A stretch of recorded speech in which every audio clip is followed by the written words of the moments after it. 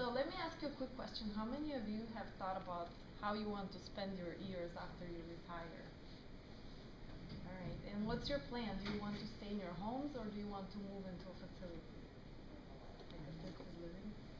Yeah, that's what I thought. Most people want to stay home and they don't really want to go into a facility and leave their familiar surroundings. And that's where companies like mine come in.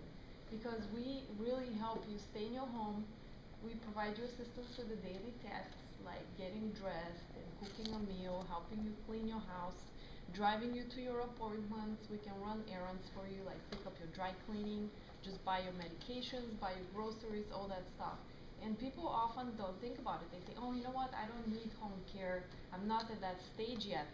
But all the changes come very gradually. So before you realize it, you are 85 and you need somebody to fix your meals and you need somebody to help you get in the bathtub and you need some equipment, from other companies which we don't provide. But we do work with other companies and we can definitely help you with that too. So there is a difference between home health care company and home care company.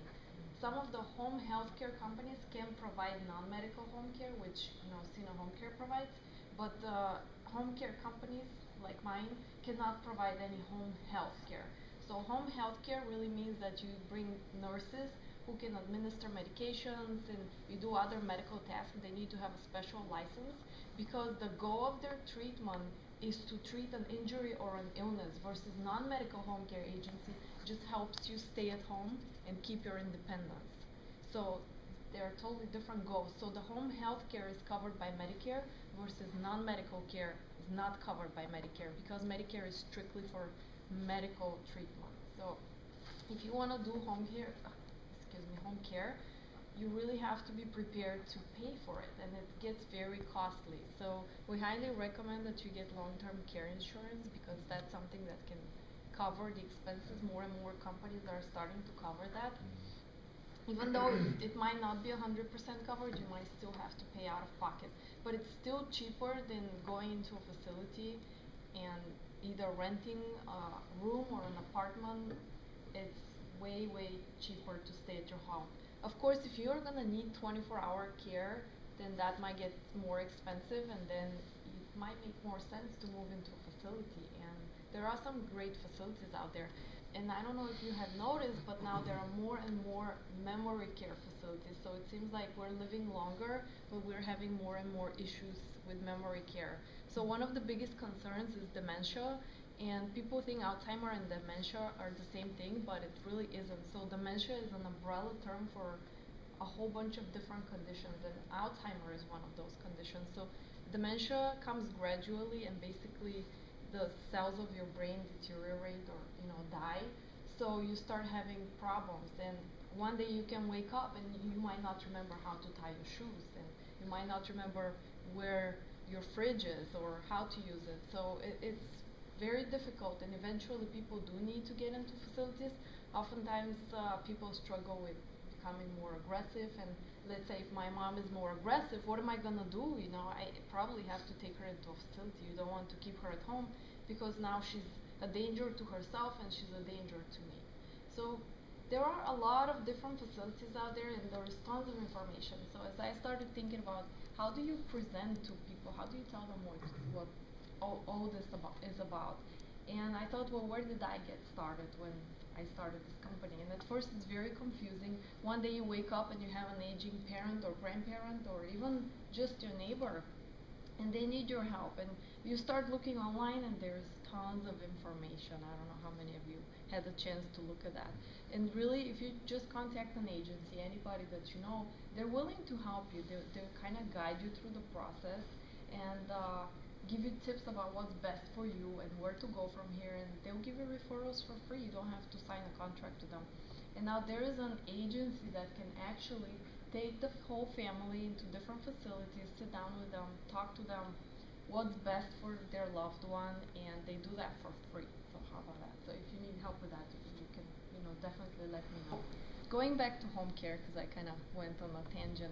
If you want to remain in your home, or if you have a loved one who you want to be taken care of at home while you're gone, contacting an agency like Syna Home Care is a great option because you can choose how many hours of care you want, what kind of care you want. Some people just want a couple of hours, other people need 24 hours. Some people just want somebody to help with meals, other people need help with companionship, taking them out for walks, making sure that they're okay, helping them bathe. So it's very personalized.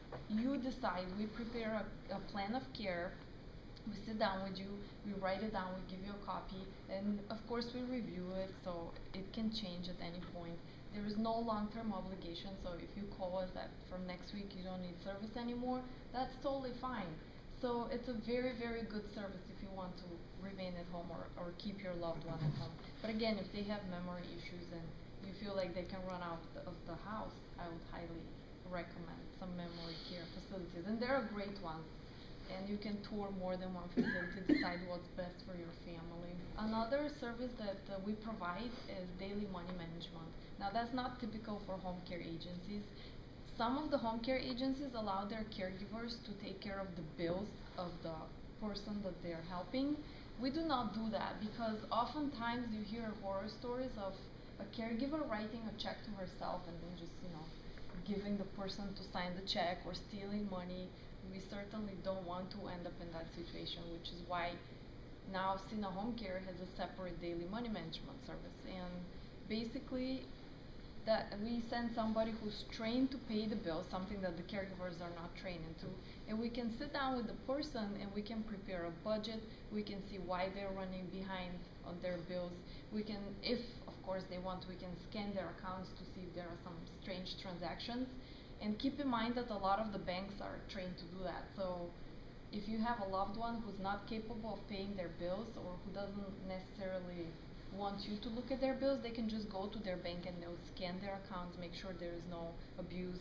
Now there's a lot going on with the Obamacare and people don't know that. So we also educate them. What are some of the newer scams, people calling them and pretending that they're from Medicare and asking for their social security because they need a new card. There's no such thing, but people don't know that. So we are out there in the community trying to educate them. There's an American Association of Daily Money Managers that's really trying to put a lot more information because people have never heard of daily money managers. They think, what is that? Are you going to take all my money over and I have no control over my money? There is no such thing. You keep 100% control of your money. We just help you with whatever you need help with. So sometimes the kids would come to us and say, listen, mom or dad cannot pay their bills. I live really far away. I just don't have the time to do this. I am barely paying my own bills. What can you do for me? So we'll sit with the family. We can set all the bills to be paid online and just give a report to the family. Or we can continue to pay the bills manually. Or we can just sit down and prepare a budget, make sure that mom or dad is sticking to the budget, they're not overspending, because as we age, sometimes we forget that we bought one toaster and you hear stories where mom has 10 toasters in the basement or something weird like that. And there are certainly issues with hoarding, so if you keep an eye on the spendings, you know if there's some hoarding going on. And like I said, it's safe, it's something good for the family, and a lot of people are worried because it's their money or they're afraid that they have bad spending habits and they don't want to share it with anybody, but we're here to help. We're not here to judge them, and that's why we have to be a lot out in the community and educate them. Listen, we understand you have problems, but you need somebody to help you, and the sooner you start getting help, the sooner you resolve the issues with your bills.